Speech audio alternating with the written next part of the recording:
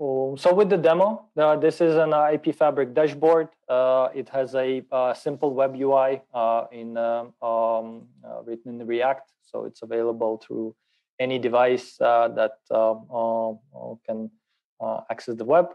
And here we will look at how we are addressing the issues with visibility, with insight, with technical debt, complexity, and how we are resolving the gaps in the tooling that we have spotted, and essentially paving the way for the next generation of network automation solutions by empowering network engineers. Really, the first problem that we wanted to solve is the time investment needed to get started with the solution. At the same time, not to limit usability, but the main thing, the tooling is supposed to provide value with the least amount of friction possible, without requiring user to enter existing inventory or build rules from scratch. Professionals need to see practical implications to properly evaluate the solution, and at the same time maintain continuity of existing ecosystem. We don't want to be saying that this is a revolutionary product, throw everything away, because we know that this is not how it works. Because the solution comes from network practitioners. We know that people still have 2500s in their network doing maybe some terminal service stuff. We still see a cat OS operating. It's the networks, they do evolve, but we don't replace legacy network with this new thing just because it came out today. So we need to keep in mind the existing ecosystem, and at the same time help the network engineer to empower them.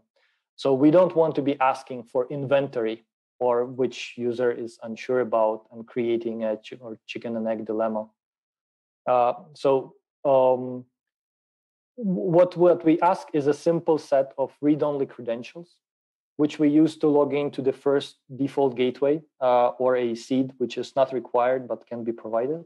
And then, because of our understanding of network technologies, we start just going through all of the technologies and getting the state and configuration data. So we look at all of the interfaces, all of the managed IP addresses, all of the contents of the routing table, all of the contents of the ARP table. And here, what you see here is actually a single device that I've selected here from the discovered device inventory, where we collect all of this information from a device and then follow the network as it expands. So essentially discovering the network in the same way as network engineer would. So we are looking at all of the technologies, all of the switch ports, VLANs, spanning tree instances, modules and part number inventory, but also all of the details that for every supported technology that the product supports. In this way, we can discover really large networks in a very short amount of time without actually loading the network. Because this is an intelligent discovery without scanning, and we're just looking how the network branches out, we follow those links, and then discovery becomes extremely efficient. We achieve this. We reduce the friction to get started with the solution with a simple single system deployment. It's on premise, and the system maintains, the customer maintains ownership of all of the network data, and by providing a authentication credential, we follow the concept of administrative domain. Right, so that's what engineering the network professionals have used. Concept of administrative domain. I manage things that I have access to. The things that I don't have access to, I don't manage. And this is we follow that and essentially access all of the devices that that people are managing, and are able to discover really large networks really fast without overloading the network. One of our customers was trying to document their network for over 8 years but because of sheer scale of the network complexity, that they weren't able to get the full picture of how their network looked like, because it changes all the time. And after deploying IP Fabric, within an hour, they had a full snapshot of the network, which collects really everything about the network. Of course, we have information such as serial numbers and part numbers, and they could find any sort of part number in their network really quickly. But the second thing that we wanted to solve and that we wanted to address with the solution is that the depth of and structure of the provided information. The structure is needed to provide operational intent, and the depth is required because as network professionals, we are managing and operating about 100 protocols and technologies. It's not just about CPU and memory utilization. It's not just about having a parameter about, let's say, a switch port, where I would need to understand what is the consistency of a native VLAN. It's not only required to have this depth of information, but it's also required to have a structure to this information to understand the relationship. Where if we would be looking, for example, for MTU, it's not sufficient just to understand that what is the MTU value, 1500 or a jumbo, is it good or bad? Well, I don't know. It really depends on what is on the other side. If the other side differs, then this is not good. But if it's the same, then I guess it's at least it's consistent, and deciding on a size, that will be a different exercise. So collecting all of this information, whether it would be, let's say, QoS, and this is what really provides the basis for having all of the network documentation, all of the data in one place, by collecting the state from all of these outputs. We are then able to say that, let's say, if we have WAN links, which shapers on my WAN do not have a child policy, meaning that it just reduces the pipe, but not really provides the qualification criteria of what should be thrown out. In the same time, if I would want, let's say, to look at all of the class maps that are all of the service policy applied in all of my networks that match EF, and suddenly I have the full overview that there are 48 service policies that have one of the classes or classes of a child policy matching EF traffic. And the same way can be done essentially for all of the technologies. And the structure, it's not just about the text.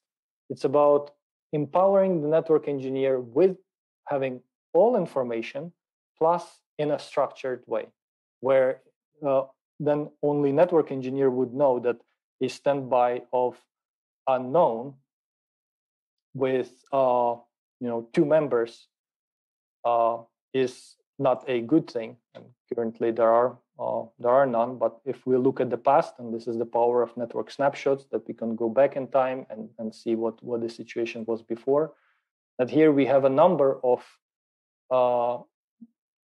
situations where we have more than one member of a standby group that has a standby member unknown, signifying dual active, or just a state that I don't want to have in my network. So this is a second key differentiator, is that the depth of information.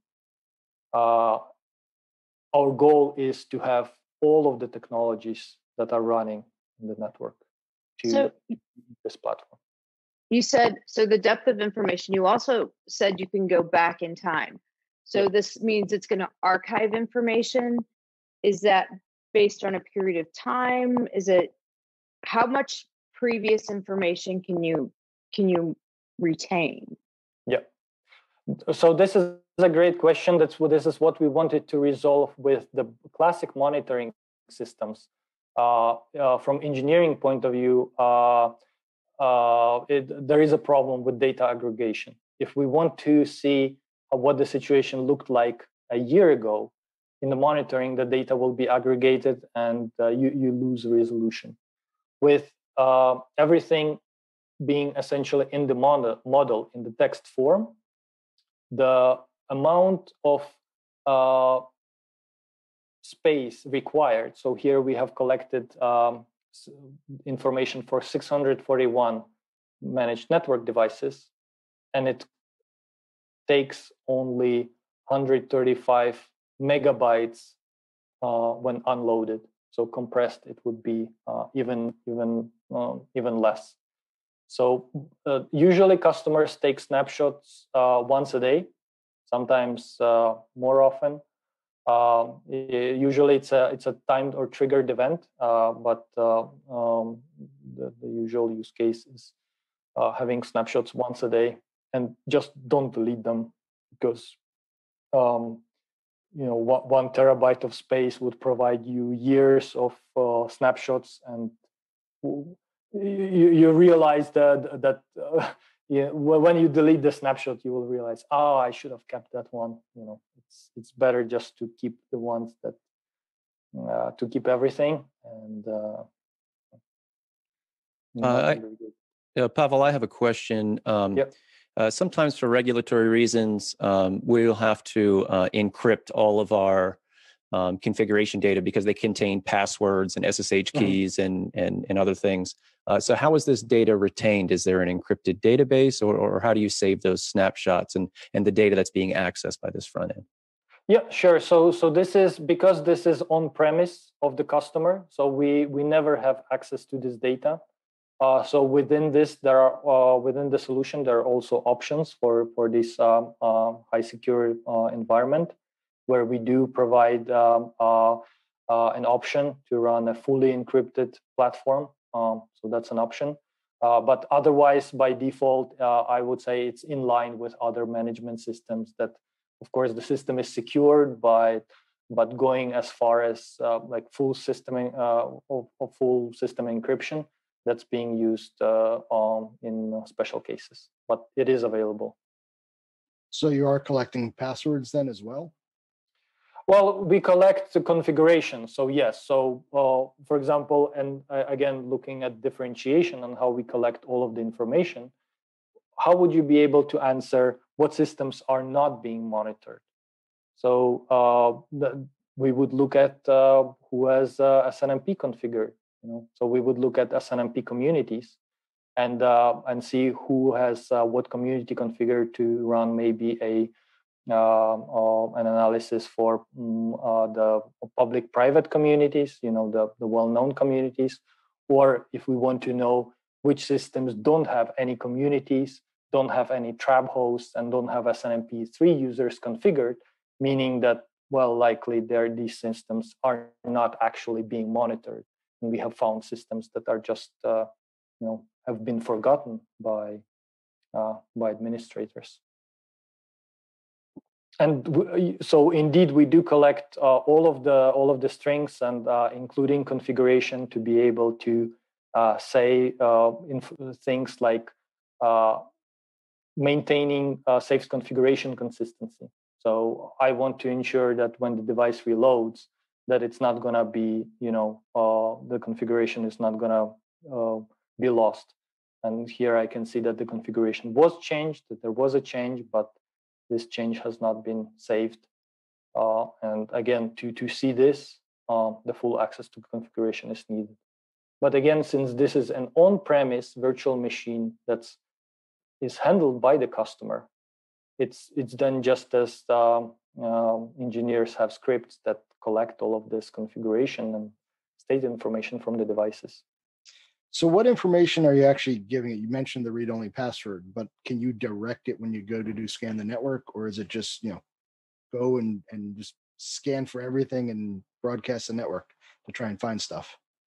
Well, again, so we are not broadcasting because we understand the relationships. So it is, of course, possible to specify which credentials work for which region in settings. We can limit the scope. We can limit the scope by credential. There are a number of these these options, and the solution can be directed by giving it a seed and saying stay within this certain range, or as if you reach a provider cloud, then don't scan further, or not scan, but don't discover further beyond the contiguous routing domain. And I would assume that you put in a read-only account for your set of devices, and you run across devices that it doesn't work. You'd get some sort of notification that your account's not good for these devices. Oh yeah. So it will tell you specifically that here are things that well, frankly, we didn't do well, that we couldn't map the actual state into our model. So this is something for us to solve. Here is the authorization failures for a specific command. Here are some request failures or authentication errors when we tried to log into the device, but we couldn't. So we would look at authorization failures, and we would see, oh, here we tried to type in this command, but somehow it didn't work for this, or here it didn't work for Checkpoint, for Huawei, or for which platform. So we have a full list of these things. But also, it's also important that, for example, to define if our administrative domain is fully discovered, we would also look at the neighbors that are unmanaged, in a sense that what neighbors we weren't able to log into. But of course, if it's a BGP neighbor, it's likely something that's a BGP neighbor that we cannot log into. It's not anything special. But if it is an OSPF neighbor that we cannot log into, this is something that we might want to look at, because the neighbors that we are not able to access, that we see a network link there, but we are not able to access the device on the other side. Same as, for example, for LLDP, of course, that this is a device that we really would want to access. Really, the theme here is have all of this information presented from the network point of view, from the neighborship, from concept of those administrative domains, and so on. So Pavel, yep. Going back to what Evan was talking about with all of the credentials and everything being in this system, all the configurations, is there a way to do role-based control to where, like, I can let the application team have access to all the good network data, and they can, test their app and all that without allowing them to see, say, SNMP strings or other parts of the config? Yeah. So we do have right now a coarse RBAC, I would say, that we are also working on this very fine RBAC, where it would be per element, essentially. But right now it is exactly separated, that the read-only access doesn't give access to any passwords, any access lists, any zone-based firewall rules, none of the SNMP strings or passwords that are, of course, available otherwise in the platform, where we would be able to see all of these things. So it would be possible, and this is exactly so one theme is having all of the information and have it structured, and the second one is to use this structure and for the graphical or visual verification, visual feedback, the simulation, and so on, where this depth is really important. That when we would look at some sort of topology, so this is a visual part of the diagrams of the product, where we can see how the devices are interconnected. And here we can see that there is some rib links, basically next hops. That's probably has been done by OSPF, because here we can see OSPF relationship and some LLDP or CDP protocol running between them. In this case, if we would want to look at single points of failure or non-redundant links, we wouldn't be able, we don't see any problem. And this is what monitoring system would tell you, that everything is up. But as network professionals, we would know that we are interested only in layer 3, which define the routing behavior. And suddenly we see that actually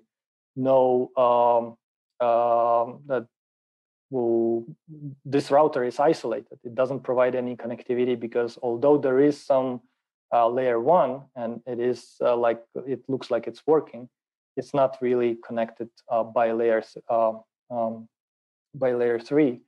And then we can tell that to network operator or network engineer, go fix it, and then rerun the snapshots and compare the snapshots and see what has changed.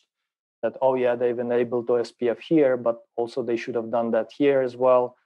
So we would ask them to fix it again and repeat the and compare the snapshots between themselves. But going back to your question regarding the application, so indeed, if I would just switch tabs here and run a network simulation for a specific source and destination. So let me just so we are able to run any sort of path mapping from any source to any destination in the overall network. So here we have a source, 1047.116.109, which are some sort of users. And I'm interested to understand my application path. How is it going over the network? So here you can see how we know that the default gateway of that host is on that router because that's where the ARP table is. And we know what is the edge connectivity of this host because, well, we understand we have a graph math. So we just ask, where is the edge where it doesn't go further? And this is the edge. We can then see what specific VLAN it goes to and so on and so forth. See all of the decisions. We can click on any device, see the forwarding decision, the access list decision. And going from the clear routing table to the MPLS, stacked labels here, then penultimate hop popping on the end where we can see only bottom label. Again, entering the routing domain, we see all of the available paths and firewalls here, and the path actually reaches the destination through the firewall and so on. And the application team can say, well, what about, does this work on port 443?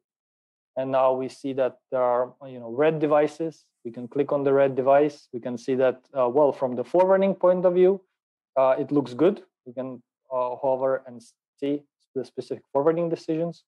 But the security decisions are not good. There is some deny. We can see the detail of that deny. And we can click on the device on another red device, so we could see that actually this traffic would not work because the firewall would block it and the switch would block it as well. So not only we could see this, that it works or doesn't work, we can simulate essentially any type of traffic through the network and get the answer. So is this based on operational data? So in other words, are you looking at forwarding tables, or are you actually, and let me run with this. So in terms of simulating traffic, are you actually taking, effectively, are you actually taking a route database so that you could actually say, if this primary path went down, we can calculate what the next alternate path would be because we know, let's say, what the OSPF database is, and we know all the devices involved, so we can figure out what the alternative path would be or what MPLS would switch to?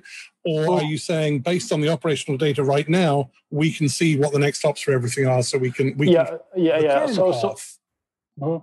Correct. So right now, what is available is from the data plane. So indeed, we are still not at the place where we would be able to rerun all of the control plane calculations to arrive at those. So because we have access to the full routing table, essentially what we do is this, routing lookup, which we can do through routing lookup in the routing table, and we can see that specifically there are two paths. But how it was arrived at two paths, that we see that OSPF has done this, but the actual control plane emulation, we would have to, so right now it's possible in software to emulate data plane behavior, but the control plane exponentially harder, I would say. So that would I would agree. I'm just curious how far you'd taken it. How far we have taken it is that, I don't want to disclose the next steps, but definitely we are trying to bring this what if scenarios to life, and there are challenges with bringing them to life, because when you tell the user, well, okay, just write another circle in another device. Well, this particular device, this is a Juniper. And okay, so what would you have to specify from the network model point of view to draw this line? Well, you would have to specify, the next hop interface information, maybe some IP address that belongs there, maybe, MAC address table. Well, that's probably not needed, but we would ask you, what about the VRF information? What about this? So it needs to be accessible. So definitely. Question, actually, you said from the control plane point of view, it is expensive. So probably running SPF, etc. you told. But let's think about it. But for the what if analysis for link or not or SRIG failure cases, if we have the access to the link state database, and you will anyway, because you can get all those outputs, let's say on Cisco device, show IP or SPF database, etc. After that, when you have link state database, in fact, even maybe TED, traffic engineering database, etc. So what's the problem? Is it really so expensive for your tool to do the SPF calculation, or maybe running LFA type of algorithm for the phase 3 route? What's the problem, do you see? So when doing these types of data plane emulations, where we do know where we have to map all of the dependencies between the individual layers, this is one type of complexity. If we have to predict the resulting calculation from the database, from the control plane, we would have to replicate the intricacies of individual vendors when calculating this secondary path, because there are already it's more software. There are a lot of ways how you can influence this decision-making process. So if we would forget one minor detail, we would not be able to calculate the same way. So here the difficulty level,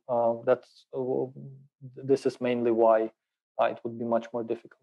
However, because we do have a multimodal database where we are able to run our own shortest path first algorithm, our own Bellman-Ford, and to map those decisions and even validate the decisions that network made in the data plane and say, well, over these paths, I would have chosen, a shorter path and so on. So this is definitely in the consideration. Also, for the path analysis, end-to-end path analysis, I see now it's not only layer 2 or IP, but if you are passing through the MPLS domain, it shows that data plane calculation as well, right? Yep. Okay. Correct. So just for clarification, because this is data plane only, this is going to help us discover where something is possibly broken. But because we don't have control plane integration, we will not have the ability to push any configuration changes back to fix, let's say if it's a problem with the routing table or an ACL, we don't have the ability to automatically push any changes. Well, yeah, so pushing changes and the control plane. So here, when we are talking about simulation, so indeed you are correct that you cannot push directly from the solution. That's why we integrate with solutions like Ansible to push the configuration through the solutions that are made for that. The important thing is to realize is that in complex networks, to map this path is sometimes a war room exercise for 24 hours. Yep. And a lot of networks, a lot of enterprises have their monitoring systems sitting with thousands and thousands of red and orange alerts, because motivation of me as engineer fixing that alert is actually very low. I don't know if it actually helps somebody. It's just an alert. I would need to analyze it and so on. combining this simulation capabilities with collecting all of the network state data, we can then overlay this data and let's say look at let's say performance validation and look at all of the performance parameters that might be related, that are related to this specific case that I'm looking for. So here we have orange. This is a port channel inbound balancing variance of 98% on one link and 2% on the other link. So this is something that we don't want to have an issue. And so the depth of data enables us to overlay these issues. Maybe there is a routing age check, and we want to see where the routes have converged recently. The ability to overlay this data greatly simplifies us the troubleshooting procedures, because we can not only see all of the components of the path right now, granted right now, what if scenarios definitely later, but definitely we have them inside. But right now, what you have is a full path.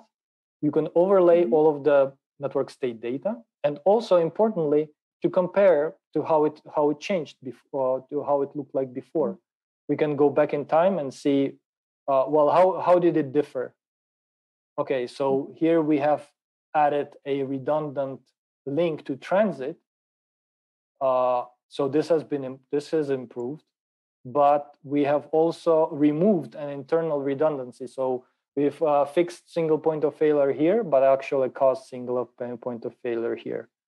And also, before the path was going straight between these switches, and here we have 1, 2, 3, 4, 5 switches additional that somehow has been added. So both combination of being able to see the whole path and overlay any type of issues or any type of network information from anything that we collect, plus being able to compare the paths between now and whatever time we are interested in, greatly enhances this capability of what can we do with the network and start running these types of analysis. It seems that it's not only basically showing TCMP, but it is showing UCMP and weighted TCMP paths as well, which is good. Yeah. Yeah, So I mean, I just maybe at QoS as well. Where is QoS? If there is any issues with QoS, it's really about Yeah, I just wanted to clarify, at what point, I mean, it gives a whole depth of information. I just wanted to clarify, like, at what point does another product take over? And that makes sense with the Ansible integration or other integration. Yeah, yep. So just for clarity. I mean, definitely a fair point, and Darren will show you the power of integration.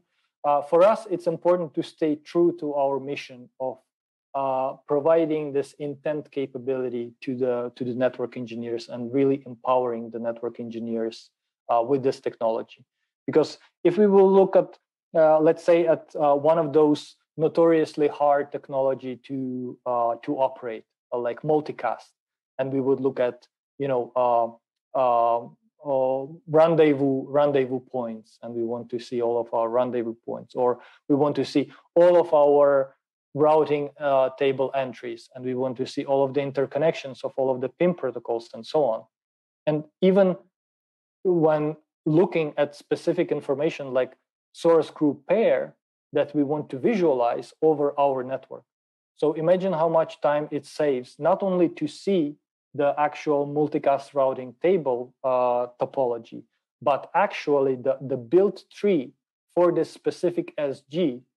And then, because we do collect network state information, we would say, let's look at the multicast issues. And okay, so here is a yellow. There is a problem here, and we can see that RPF errors are non-zero.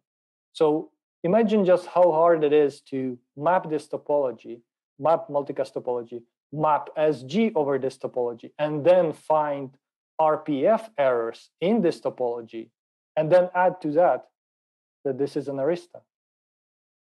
And this one, this one is an XR. This one is Juniper. So, it's a router, and we don't care if it's one vendor or another. Multicast is multicast. So this is what we are talking about. My intent is not to have RPF issues in my multicast distribution tree. This is very reasonable. It's not about typing this command or that command. It's about having this interrelations between all of the technologies where I'm able to express really complex rules, and let's say find all of the hosts for a specific network, or let's say in this interrelationship thought process, let's look at the specific wireless client. And so we see that this wireless client, 192.168.101.102, has a default gateway, the switch stack, but actually to pass the traffic to the switch stack, the traffic has to be passed over layer 3, in the legend here in purple, to the access point. From access point, it has to go over CapWeb tunnel to the wireless controller. From to the reach wireless controller over this CapWeb tunnel, it has to go over VLAN 109, and then back out over VLAN 101 decapsulated to the actual default gateway. And again, looking at because the network is really complex and has all of these components, we do have a monitoring system. We do have a monitoring system for wireless and so on. But will wireless monitoring system detect any issues? And here we see that there is some sort of issue. In this case, there is actually input errors, which is would be embarrassing for all. It's an issue that we need to track. But how would the wireless from the wireless solution, you wouldn't see that there is an issue, because you wouldn't see that there is a problem, that there is this infrastructure. Here it's just one switch, but it could be many different interconnected topologies. And the key advantage of the system is understanding all of these relationships, whether we look at one layer or the other, to see the dependencies, to understand these dependencies, to be able to say that, yes, there is a problem in this specific connection because the underlay of an underlay of an underlay of the dependent protocol has this problem. So quick question there. In this decision-making process of rules and issues, is there a way to define, remove, or add what is an issue in the network? So the thought process of, I'm looking here and I see an issue. Okay, what defined that and how do I change it if I want something custom or specialized? Sure, exactly. So let's say another technology we like to show is the 802.1x. So let's say you have network access control project to implement network access control. And the question that you will be asked is, what ports do you need the technology to deploy this on? So you can specify this. Let's say this will be my NAC implementation project. And we will color the host names. If the device has an edge port equal to yes, so it is in the edge of the network, and the switch port mode is not empty, and the security method is equal to no security, this is where I want the project to be implemented. We can preview that, and we can say, okay, so this is where it is. We'll put it in some widget on the dashboard, and we will say the green ones will be where the security method is not equal no security. So there will likely be some already deployed ports. And so this is, you've just seen me define this rule. In the same way, I can modify existing rules. It's really not that different from the Excel and the coloring filter rules there. The structure is important, and the ability to define any type of rules that we want is just right here, a click away. This can be also exported to CSV, or actually even the specific filtering rules parameters, the specific payload for getting this API query is here, and it's copy pastable for every type of filter. So it is possible to specify the rules both inside the platform very easily, as I've just shown, or through API. Now, would you be able to take a filter like this or a search like this and create some sort of alerting off of it? Is that built into the system? The idea being that maybe you've implemented .1x and you want to look for ports that previously were connected and assigned to some sort of user-based VLAN, and then all of a sudden are now showing up as a quarantine VLAN. Exactly. So this is what Darren will be showing, the integration options. Otherwise, I've been working on the 16th of June snapshot. Let's go to today's snapshot. We see that we haven't made much progress in our 802.1x project. We still have 93% to go compared to June. Pretty much not moved since then, so that's pretty poor progress. So we should pump those numbers up. And actually, even though I've just created it, I can go way back in time and see the progress. And then we have integrations that allow you to map this out and see the trends in other solutions as well. So it's something that currently is being addressed mostly by integrations, because there is both the alerting piece and the trending piece that are quite interesting. Yeah, I think that, I mean, just from a opinion perspective, looking at your product, I think it would be great if you had some light level ability to set up your own alerts, because you have so much data that's here that you could be looking for key differentials, things that I know to be true. I have X number of OSPF routers in my network, and all of a sudden a neighborship goes down. I want to know that, right? The router may not be down, but the OSPF peering went down. So maybe my network monitoring platform doesn't tell me that, but you guys have far more intricate data, and so in something like this, I would be looking for that, just as an opinion from a practitioner. No, no. All I was going to say on that one, Jordan, is that obviously from a snapshot perspective, in order to get the information that we're using here, we gather information from right the way across the network. So we're not a monitoring platform in that sense that will react. Understood. I think going down, but you're right. There's nothing stopping every time a snapshot is taken. In the version of code that I was going to demonstrate, we were running a little tight for time, but we'll see how we go. What we can do is we can basically issue webhooks on the results of these intent verification rules that you're seeing here.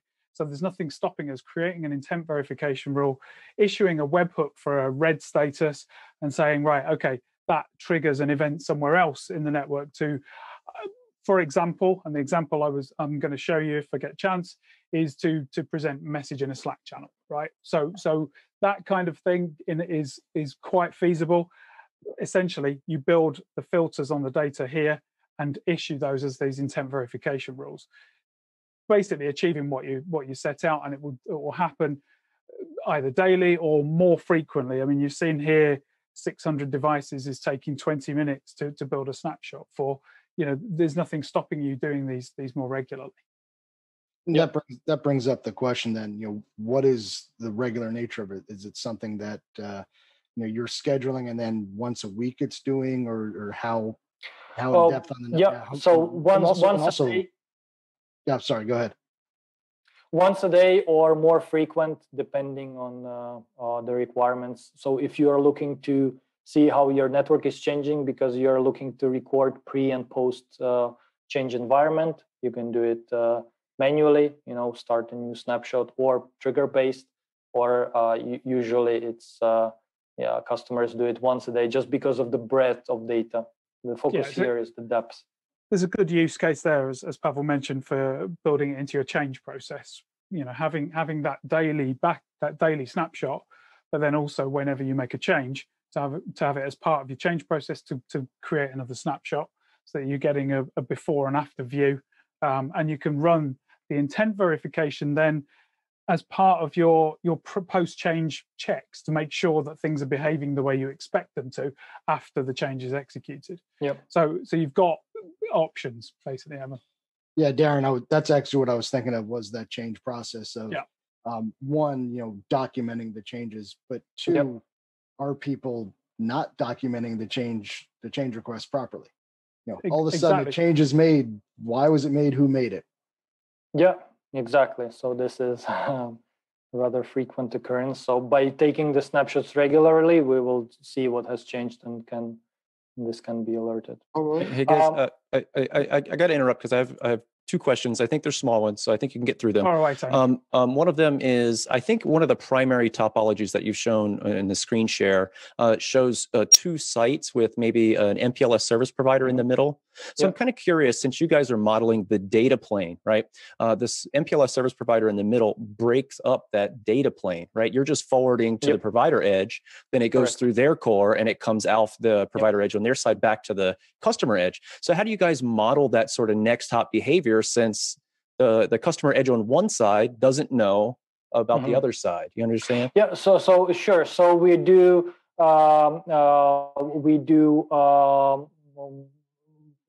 we infer this from reverse path forwarding. So like a network would, we go from the source to the first exit point. Where we exit point, we go to the transit, and if we don't have the access to this transit, we'll just draw a cloud, original meaning of the cloud symbol, by the way, and because we don't know what it is there. And then from the reverse, we map what the returning path would be, and find the exit point. And then from these exit points, we say that, okay, we infer that the traffic should enter there. Of course, we don't know that because it's something that's not really available to us. But if it would be coming, it would be coming from these points. So this is something that we have to guess. And these links, these two links would be inferred from this reverse path forwarding logic. So it's a black box in the middle of your network. Yeah, and that's what I was asking is how do you guys model something that you can't log into and get the configurations? And then my second question, again, a very quick one, I think, is what if you have sites that are connected via a tunnel, any kind of tunneling mechanism where the underlay in the middle is the internet, right? So are you guys just modeling just a point-to-point, a connection of one site to another over that's the overlay over a cloud, or because we don't manage the stuff in the underlay? Yeah, so we map everything that you provide us access to. So the visualization mechanism is definitely powerful enough to really display really a lot of data, but it all relates to, we can only model what we have access to. So if it's a tunnel interface, there is no problem with modeling a tunnel relationship of any type of protocol. But if it is over the infrastructure that's simply unknown to us, we would just show this essentially a transit cloud where we show, okay, so these are all the next hops, but we don't really have access to those next hops, so we cannot say more what is there. It's a black box, basically. By the way, Pavel, another thing I love as a networker, the documentation, of course, and also preparing HLDs, LLDs, right? So what I remember from your solution, and I seen it on, I think last year, Barcelona, Cisco Live, right? So there was this design document. Site low-level design, yeah. Please show that, because it's interesting for especially technical guys. So once you discover the network and gather the data from multi-vendor environment, what are the protocols? What are the technologies? What are the IP addressing schemas? What are the nitty-gritty details of the shows? And in a couple of minutes, this is the differentiate writing. No. I think this is old school.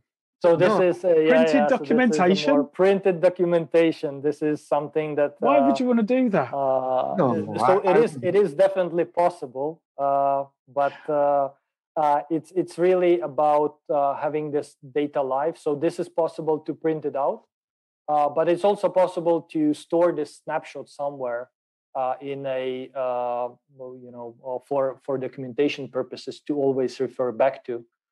So both the dashboard is also exportable in this network analysis report document. Especially what I thought when I seen this, if you remember our conversation. Especially those network integrators. So there are so many solution architects. When they go to the sites, people are asking, okay, can you give us some, network analysis or our HLDs or LLDs? So I think in less than an hour or maybe even less, showing them this document, of course, after connecting to their devices, giving their SNMP credentials, etc., is a valuable thing. Yeah. Yep. Aaron, to answer your question, QA and compliance, they want it all printed out. Fair enough. That's I'll take that, Evan. I'll take that. I wanted to, because we are running short on time, I wanted to show this example of just information that only a network engineer could understand, where we would have an outbound access list on an interface, but the rows in that access list would be equal to 0. And if we would look at some other snapshots, so we have one such case here. This would be definitely something that we would want to highlight as a rule, because we see that the MCAS3 access list here has 4 rows, and we can look at individual entries of that access list in a structured format, sorted by the sequence here, that there are 4 rows. However, here this one has 0, because as you can see, if I zoom in here, you can see that T is actually a lowercase t. And it's only by having this understanding of the network model that the lowercase and uppercase in this case it is a case-sensitive decision. We can find those extremely hard to find issues and really specify. I would say that this is my operational intent. I don't want to have access lists that are applied that have 0 rows. Same as if I don't want local logging that has a debug or not facility debug, but that has a debug level severity on, because debug really does not have a good impact.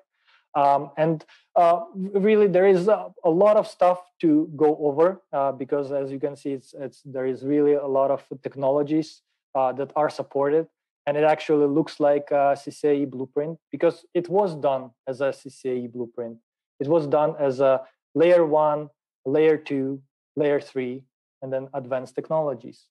Because from our practical experience, it is very important to show also what people don't know about their network, to guide them, to really empower them with this information, not only to show that this is alert, but also to explain where the specific problem is located and how it impacts the network.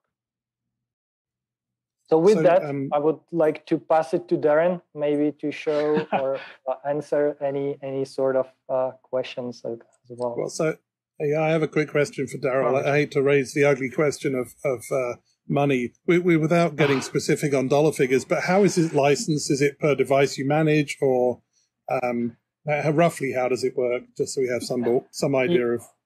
Yeah, sure. So I cannot indulge you in specific numbers, but it's not that expensive, definitely compared to the competition. The licensing is per managed network device. Mm-hmm. We count the logical instance. So switch stack would be 1 license. Wireless controller would be 1 license. Wireless access points are not counted right now towards the license.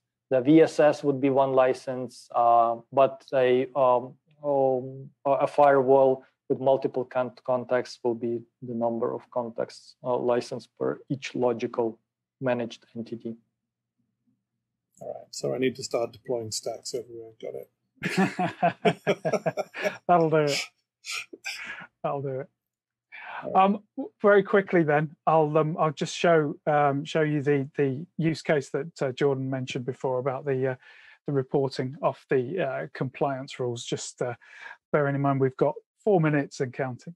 Yeah, I think if Darren, if you would show the integration with the alerting that you can get in the chat. Yeah, that's what I'm just going to try now. And then PRTG integration, if we have time to show how we integrate with the other systems. Okay, so I'm sharing the screen now here. Again, you'll recognize the familiar face of IP Fabric now.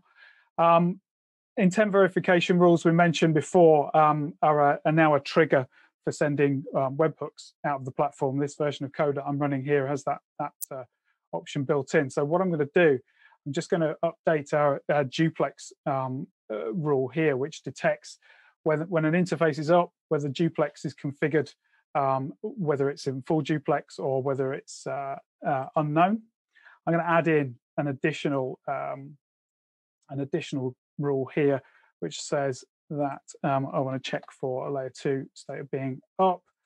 I want the duplex to not be an empty field, but contain the word, not contain the word full. So it'll cover the cases where it's half or auto. Now, you recognize the intent verification rules that Pavel was using earlier. Whenever we update that rule gets run. So you can see the twirling circles there, and some numbers crop up. And what I've had, and you won't have heard this, but I've just had an alert because over here in Slack, I've just had that notification. So Jordan, this comes back to what you were talking about before. This ability to take a webhook, send it to a handler. The handler then goes and pulls information out of IP Fabric and presents it into the Slack chat here. And can you, Darren, control also the IPF from this Slack? Yeah. So what we've implemented is a command where we can pull inventory data out of the platform. And I'll give an example. Let's just filter this because I don't want it to take forever. But I'll pick a particular site. So we've built a Slack app as a demo that allows us to put a query in, then goes through, pulls data out of IP Fabric and passes it back and into the Slack channel. So you can see there are 9 devices that we've have been set up and discovered in IP Fabric, and we're able to present that. Kind of use that like an advanced RBAC almost. You could have certain limited users who only have access through the app that you present in Slack to certain things, and have that app sitting in between the platform and the Slack channel. And then just to finish off, would be able to show the PRTG integration. Yeah, I'm just going to show you. To remind everyone that everything that I have shown during the demo, everything is done through the API, even internally. So the system sits on the API. So nothing is possible. If API cannot do it, then the system cannot do it. Essentially, there are no functions that are not API based. So everything is then end-to-end path, the visualization that you've seen, all of the decision making, all of the security rules, all of the validation rules, verification, everything is an API first. So just to finally prove the point, then I suppose we have this set of 9 devices here, which we want to add into PRTG. It could be any monitoring platform, of course. What I'm going to do, I'm going to run a script here that we put together earlier, and tell it that I want to get the devices for site L81. You can see that list matches up with what we saw in Slack. And if I request to input all of those, what that now starts to do is loop through the data that it's pulled from IP Fabric and start pushing that using the APIs out to PRTG. And you can see here the information that's now arriving, as well as populating this. We've actually we're updating the settings as we go, so we're tagging those devices to say they come from IP Fabric, and You can see down at the bottom right here, we've got some active background tasks. We're actually doing an auto discovery, all kicked off through a very simple script, which looks like something that I'd have written in BASIC in 1980s. And because of all of the availability of the information, we don't have to trouble ourselves with SNMP communities, because we can decide that the SNMP community of the added device is the one that device has on it, and not really guess what SNMP community is there and play this chicken and egg problem with the monitoring solution. Summarize our mission, that we really would like to empower the network engineers by democratizing access to the network information, where they would be able to manage the operational intent instead of individual syntax, and really be closer to the technologies to enable them to predict and validate network behavior and be really the data scientists that they really are. And our platform answers the key question about your network: what is in your network? How does it work? Does it work correctly? And how did it work before?